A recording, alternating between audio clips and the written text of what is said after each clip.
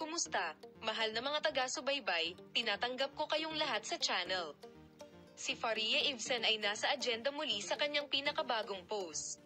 Si Faria Evsen, ang sikat na aktres na nagkaroon ng excitement na maging isang ina 2 beses mga 1 taon na ang nakalilipas, kamakailan ay sumikat sa post niya sa kanyang sasakyan sa ilalim ng malakas na ulan. Sina Faria Evsen at Burak Ozcevic, na ikinasal noong 2017 pagkatapos magkita sa set ng TV series na Kalikuso, kung saan sila nagbida, ay tinanggap ang kanilang anak sa kanilang mga bisig noong 2019. Naranasan nina Faria Evsen at Burak Ozcevic ang kagalakan ng pagiging mga magulang sa pangalawa. Si Evsen, na gumawa ng pangalan para sa kanyang sarili sa isang larawang ibinahagi niya sa kanyang account, ay nag-publish ng larawang kuha sa kanyang marangyang sasakyan sa seksyon ng mga kwento ng pahina ng tuldok, at hindi nagtagal ay naging kanda sa social media. Pagkatapos ng post ni Faria Evsen, binuksan ng mga hashtag at ibinahagi ang mga kahanga-hanga at kapansin-pansing salita at komento.